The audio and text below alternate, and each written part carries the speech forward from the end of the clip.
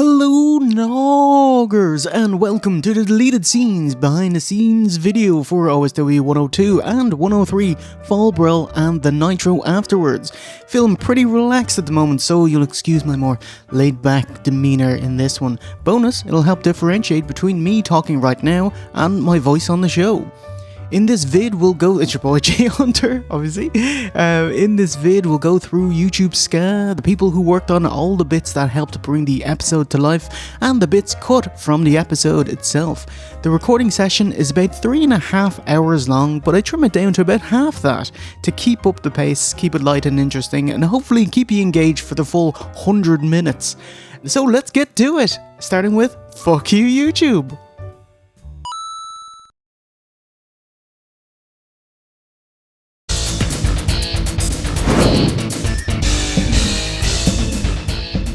YouTube scandal. Man, right, this is my abiding memory of this episode. YouTube being absolute lying assholes and the stress of trying to get this back up. I hate talking about this stuff as it's my burden to bear. You can't help me with it, you know? And it's just part of the job being a creator on YouTube. Honestly, for 2 months, I thought OSW was fucked. I thought we were getting kicked off YouTube because YouTube had removed the tools that we use to fight our case and to have our videos be viewable. And so we'd either have to leave the platform altogether or completely change the show. 2 months of feeling like an absolute stealing scumbag thief. It's horrible. Any YouTuber that has to fight with Content ID knows the kind of sinking dread. I'll give you a quick, well, I don't know how quick it will be, but I'll tell you what happened. Obviously, you can just skip to the deleted scenes or the next portion of the show. There's chapters on the video, you know, you can do that. Otherwise, just listen in. The other thing is I don't want OSW to be associated with having trouble getting it up. On YouTube, I was just thinking, like, I want OSW to be a refuge from the real world where you can kind of forget about real life terrible shit going on and just enjoy us giving out and having a laugh about something that doesn't ultimately matter. So I don't want YouTube strife to be intertwined with us, man. And because if I tell people about it, 3 Christmas cards today were like, hey, how's it going? Obviously, sorry about your YouTube copyright shit. It was like, in your Christmas card, you know. So that's why I don't really talk about it. So Fall Brawl was finished and I uploaded it to YouTube September 29th. September. And I do my usual thing where it's content matched and blocked and I dispute that, citing fair use. WWE say no, they always do. I doubt they even look at it, which forces me to appeal that decision, give them all my personal information, name and address, and open our channel up to copyright strikes and litigation. It seems the only way for WWE to actually read what you've written. Back in 2014, myself and Luke, he was a copyright lawyer and he also does the audio feed. We fought WWE's lawyers for 2 years back and forth, showing them this is what we do for the channel. Actually, it's legitimate. And the end of it, they said, okay. But that doesn't help us get it on YouTube. Anyway, usually between 4 and 6 weeks after the initial dispute, WWE released the claims, everything's grand. This time was different. I uploaded it, lots of claims come in as normal, I dispute them, yeah. WWE didn't deny the dispute. Weeks pass. You know, usually if there's 30 days, there's no response, you automatically win disputes. So on day 28 of not hearing back, I was like, oh, it's a Sunday here, let's just release it publicly. And about 7 hours after the episode was released, I get a batch of new, different claims. And what a kick in the teeth. See, I like to sort all of the claims before the video goes live for everyone to prevent videos getting blocked. So when you see it go live on a channel, it's already been cleared. Anyway, some of the new claims match the old claims, which is very odd. And, you know, we passed the regular 30-day mark and other ones are still on the channel. And it's like, right, why is this still here? It's been more than 30 days, these should be gone. So I get onto YouTube support and they say to me that they've changed how YouTube copyright claims are processed, in that companies now have the final say for appeals. As in, companies don't have to enter litigation, YouTube will just take their decision as final, yeah, that's fine. So the prosecution is also the judge and jury, and WWE just have all the final say. And I was like, oh my god. It just takes away the tools with which we fight and win and get our stuff up. It means that us, along with every other YouTuber that is in a similar situation, WWE or not, is also fucked. And at this point, I'm thinking, right, I'm going to have to leave the channel. I'm going to have to change the show completely, or kick up enough stink to embarrass YouTube publicly on Twitter, get enough other YouTubers aboard to shame them into reversing their policy. Like, I hate how this is the case in modern day. Like, this is how you can actually get something done, by embarrassing companies publicly to do what's right. Anyway, while I was thinking up this stuff, I was onto Ryan from Wrestling Bios. I talked to him like most days behind the scenes. He's stuck in the same situation, WWE blocking videos over 5 seconds of altered video footage. Used to be 30 seconds, then 15 seconds, 12, 10, and this is like 5, you know? How can you even claim that it isn't like fair use of 5 seconds? What are you getting after 5 seconds? Anyway, so I got him to go onto YouTube support and see if they tell him the same thing.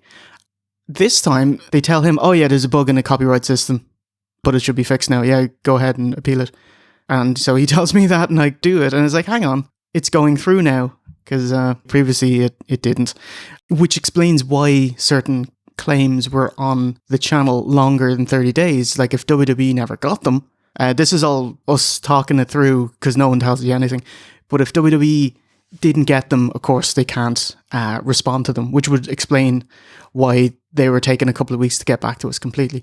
Anyway, a mere 9 weeks, 4 days after I finished editing the video, September 29th to January 5th, we won. It was unblocked and released a claim, and amazing. Thank you so much to Ryan for this.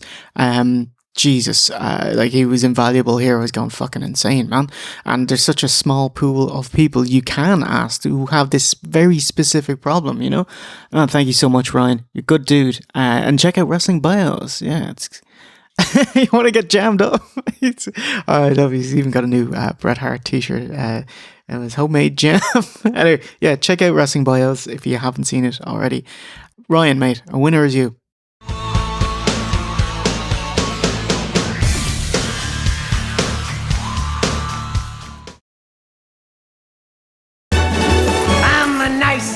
I'm a hell of a guy, and tonight we honor you. Stop the music! Now onto the episode behind the scenes itself. Let's have a quickie chat about the lovely lads who worked on the episode. First up, gotta big up my boy Chris of Reload Last Save. Chris was the primary editor on Fall Brawl. So just a quickie recap, I host, record, mix and edit the audio, usually do 4 passes and finalise it, send it to Chris with the pay-per-view footage. V1 grabs a splicey, Chris would also grab his own splicey, does his own visual gags as well. He's been with us since the early days of Nogger, so we're pretty much in sync by this point. It was after I burnt myself out doing the Dungeon of Doom arc that I was ready to admit, like, I need help with this. So Chris had been doing little editing bits here and there previously for the show, and he stepped in to help lighten the load. Like, it's freaking godsend. So it means the show is quite safe in his hands, because he knows how I think and we're in sync in that. So he comes back to me with the first pass of a video, then I go over it somewhere between 4 and 12 times, over and over and over again, adding and changing little bits each time, and then we're done. So I still have final say over everything. I'm the kind of bottleneck for why episodes take so long. But having Chris means I start my video editing from, say, 40% done, as opposed to 0%.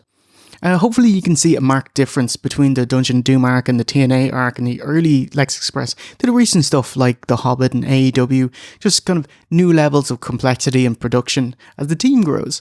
But it all started with Chris. He's my go-to guy when shit hits the fan. It's such a relief to have him in my corner, you know. If there's a funny visual gag in there, it's probably him, not me. He's available to do other editing gigs, so hire him. I am in your dreams, wreaking havoc. You will feel the power of the warrior! comic artwork. Carl Shocatano drew our comic book artwork for this episode. It's modelled on this Batman one, Heroes in Crisis, The Price and Other Stories. I love the pose, the holding of the capes was pretty boss. Batman reeling and weighing up the loss and gravity of the situation, and works well with the WCW and NWO, as Warrior is his own one warrior nation. Like, who will he choose? Which side is he on? His own. If you're wondering how I choose comic book covers, I come across a lot of them on the internet and keep a folder of artwork I like in my phone, and when it fits what we're doing, I can break it out. My notes to Carl were usually, have him bigger, angrier, as Warrior isn't one to convey deep emotion. It just looks weird, so works much better. Here's the final piece. I think it came out great. Top job, Carl. Ruben, my boy, animated it and put together the SFX and backing music. Blew me away. One of those, no, it's fine, it's perfect, watching that one back. I started working with him on The Last of Us 2 Ghost Ship story that went down so well, people thought it was actually part of the game. And we started working on bits for OSW episodes, like the AEW retrospective. You know, there's a bit of moving animation there, you know. Great job, mate. And icing on the cake, Andy Galloway made the 3D Warrior Games tank intro graphic. Altogether, I thought it was pretty great. Getting a wee bit of 3D modelling in there. Like True Nogasm made the King of the Ring crown for us. This was so cool. Usually something like this would go at the start of the episode, but since it's part of the Warrior arc, like Makodum's animation goes at the start, it's better off having its own time to shine. So now serves as a nice kind of intro to the main event bit. I'll be in the Chamber of Understanding.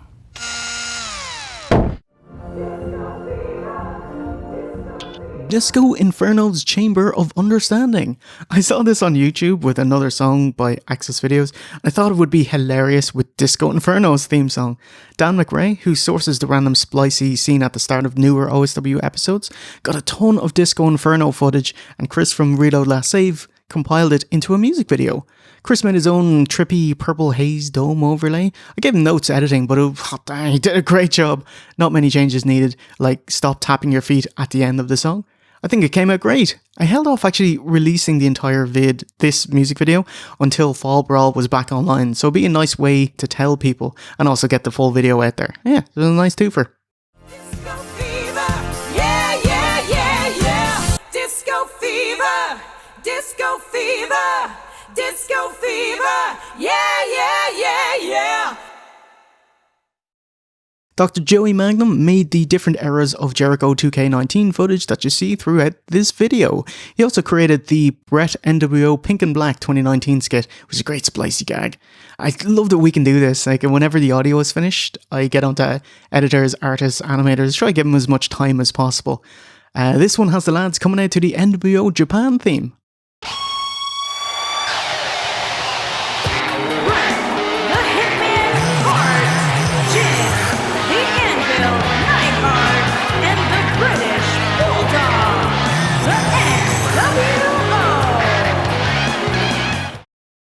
Makodum did our Whopper animated bit as ever, where V1 explains him booking the Warrior with even more smoke.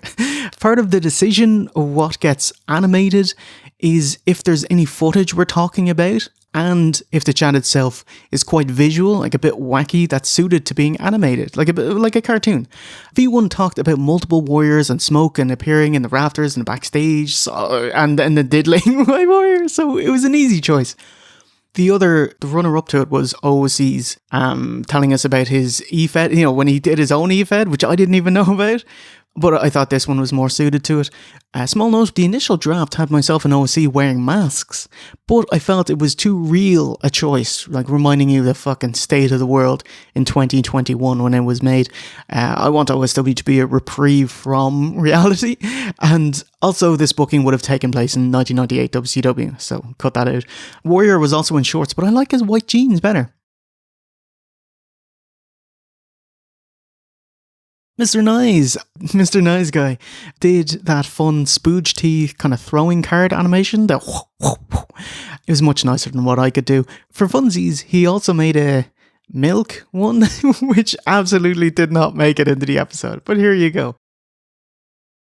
Ad Break Questionarium, the Colonel Harper WWA segment. That would usually be a bit at the start of the episode, but instead I rejiggered it into an ad break questionarium. 2 birds with 1 stone kind of thing.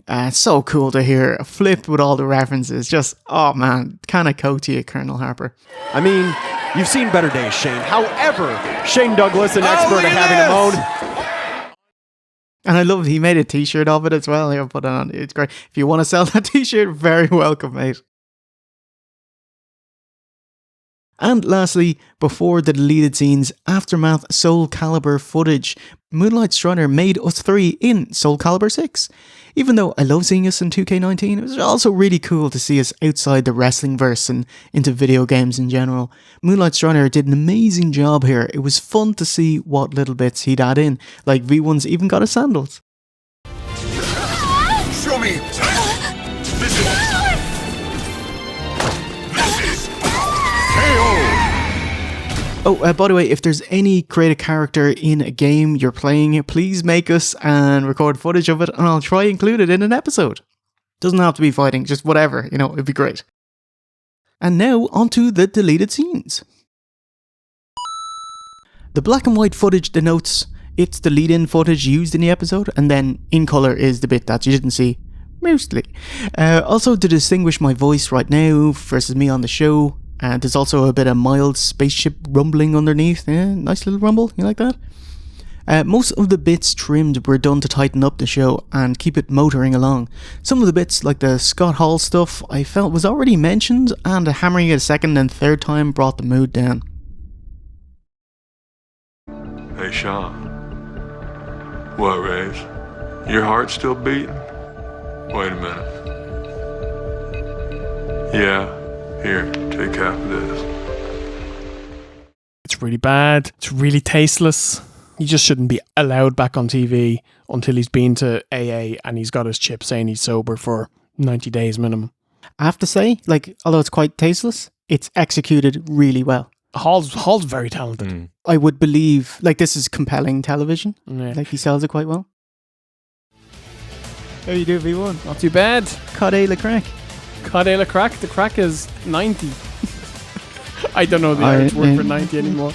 Well, you go Cade. You give us 100 minus the.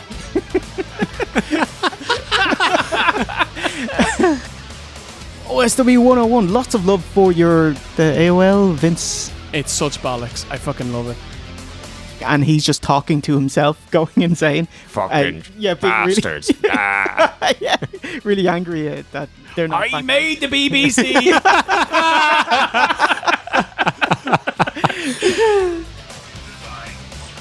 Yeah, I like it. Solid. Very nice. Very nice. Yeah, Jeff, great work, mate. OSW in a nutshell.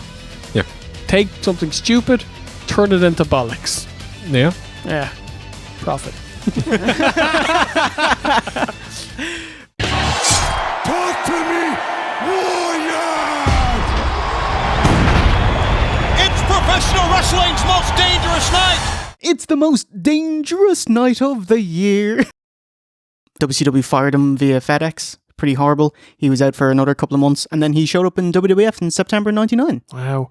And I'm sure at that point he probably still shouldn't have been getting in the ring. Yeah. He probably should have been done at this point, but Bulldog has been wrestling since he was 15, 16 and literally knows nothing else. So when he doesn't have this means to make money, he doesn't make money. So it's really tragic. Did you catch the security guard Joey Legending disco? I fucking love it. I was hoping you were going to say the security guard was Joey Legend. Was him. And then Neidhart could turn his back on him. It'd be brilliant. Everything goes full circle and the world is okay again. And just to add on top of that, the build for the Dancing Fools for Disco and Alex Wright, job clean to Conan, and then he berates them on the mic for being gay and tells them to go toss someone's salad. Yo, man, if you want, I got a couple boys in lockdown. You can go toss their salad. But, Jericho. We had so much to say about his Spinal Tap entrance and his failed feud with Goldberg. I originally had a bit on Ralphus too, figuring I'll be able to put it in a future episode. But hot dang, Jericho personal security haven't been seen since. But here it is. our bit on Ralphus. By the way, if I find a place in there in a future episode, just act shocked, yeah? There was this guy who was a truck driver, and he was always around. He was always, hey, how you doing? Nice to see you. And he was a fat guy, and he was bald, and he had like these really fucking weird teeth. There was like 2 teeth that stuck out of the side of his mouth that looked like candy corn. Like, you know candy corn? Do you guys have that here? Like, it looked like a pylon, like upside down, like just sticking out of the side of his fucking teeth. And I was like, who is this guy? Ralphus here is legit WCW's lighting truck driver. Baldy fat guy with teeth like stuck candy corn, as Jericho would describe him. Along with Discount Kenny Powers, the Jerichoholic ninja, but no Viva Lost Jericho. Y2J said Ralphus was just super lovely, didn't get wrestling at all. It's like, you're supposed to be heel, stop waving and cheering with the fans, you know? And like he got over, so he started doing spots where he has to grab someone's leg and he'd be off at the other side because women were saying, hey, and give him flowers and stuff like that. So he'd miss his spot. Awesome. And there's another, he was just saying another part where Ralphus went missing and they couldn't find him. It's like, oh, where? Jericho's like, where is he? And he's like, oh, he's banging some rat. If you can imagine Ralphus, the level of rat he'll get. I didn't hate this. I thought it was perfectly fine. Nice and short. I thought it made Miller look good. Yeah, fine. Just if you want to get the karate gimmick over, I don't think he could do it seriously, but it would work in a comedy setting. Have him go to a dojo and tap out kids. Oh, yeah. One day, lads. One day. All we'll comes back. We'll get One back day. to that. Every episode of OSW comes back to Jeff Jarrett. We'll get him over. It's been 10 years. Steve, the build. Do you like comedy? So this build goes back. Are you ready to learn? It's a cruiserweight match between Hoovy and Silver King. So for what it was going to be, I thought it was good. Technically the best match on the show so far. Yeah, agreed. Yep, technically excellent, aside from the failed low hot iron. But the characters aren't over, and that's what determines if the match has heat or not. And this didn't. So blah. And it's really weird. Modern wrestling, it like prides itself on being pretty much a cruiserweight show. Like everyone has high work rate, incredible athleticism, can't cut a promo, storylines are bollocks. And oh, whoa, we got a 1.1 this week on Raw. It's like, obviously don't base your company around faceless cruiserweights. But they did. And you're paying for it. So yeah, there you go. Wrestling needs people who are bigger than life, and we don't have it at the minute. Mm-hmm. Yeah, great promo, great character, will get you over 10 times bigger. Heenan's definitely lost a step, making easy mistakes, factual errors he apologises for. In this match he calls Canyon Saturn, which his fellow commentators consider pulling him up on. They just go silent for a few seconds. But up nothing. No, we can't. At this point, I was never so happy to see interference.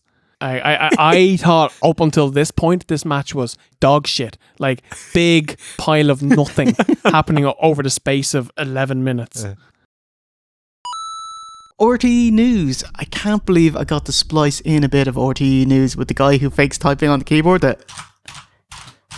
My mate Rob from college showed this to me years and years ago, and I never forgot. I went straight into the long-term memory bank. Cutting benefits. It's believed this will force tough decisions. I think it's inevitable that... Same with Jack Black's King Kong Panto kind of heel face breakdown. And it's like, look at his face. I was just looking for an excuse to shoehorn that bit into any episode I could. What's that guy doing? What movie is he in? No, what's the grimace? Match graphics. Since WCW rarely do match graphics, goddammit, which I usually put at the start of matches, I got V1 to learn and create match graphics for us in this arc. It's really cool. Well done, Steve. I'm proud of you, mate. What bar segments, although lots of fun, are usually quite long, so with a Boy Stable review, I always worry that the episode will feel a bit too flabby, a bit too long.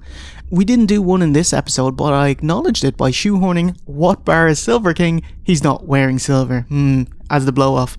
If you can tell, it's actually a voiceover. What bar is Silver King? Oh, never mind, he's not wearing silver. Lots of fast-paced, deftly executed, no selling spots. Music. I used Sonic's Marble Zone 12 in place of playing the entire Blue Oyster Police Academy track because we'd be copyright matched and possibly blocked. So let's just avoid that and get a bit of Sonic Hot Dogging in there. And a bit of T-Lopes, who was great. He did Sonic Mania as well. And posted stuff on YouTube.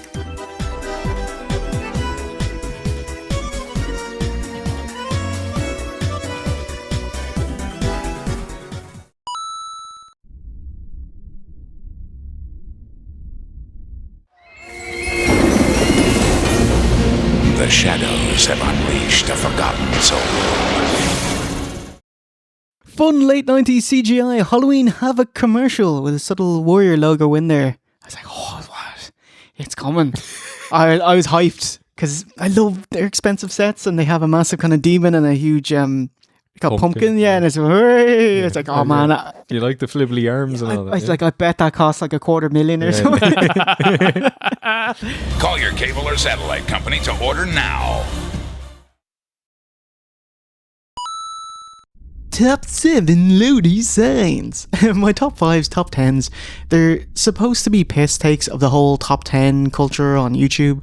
It's really annoying that like the top 10 imposters bit has over 1 million views. Top 10 lesbian pollen over 30 million is, come on. It's like Beastie Boys and Fight for Your Right. Like it was supposed to be a piss take of those cheesy rock anthems and becomes such. So here's a even more preposterous fun top 7. Top 7 Lodi signs. I love how I always see sandbagged it with that voice.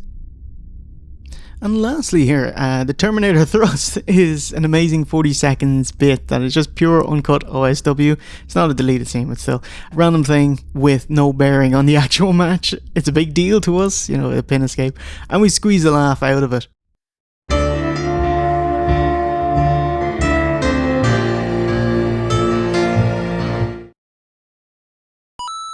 Last thing, OSW 103 Nitro after Fall Brawl was recorded straight after Fall Brawl, so no huge substantial bits cut out, but here's us faffing for 30 seconds. Then the amazing Pixel outro by Fraser Davidson. He does the golden era of wrestling on Instagram, 3D renders of wrestling figures. It's incredible, you really gotta check it out. Actually, links for everything mentioned in the video in the description. Enjoy! We're doing really well. It's like 9:20. Yeah. Get in. Smashing it, lads. I don't know if there's going to be much to cut out. Some good bollocks. Good designation of bollocks. Yeah, sure.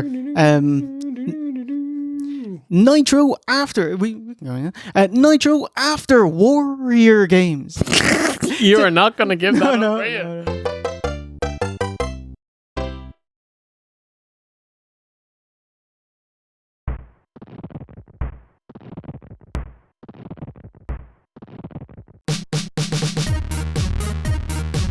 So yeah, hope you enjoyed that. That does it for this deleted scenes video of Fall Brawl. Hope you enjoyed that and you get to see a bit of the process of how the show is made. And yeah, I'll catch you in the next one for...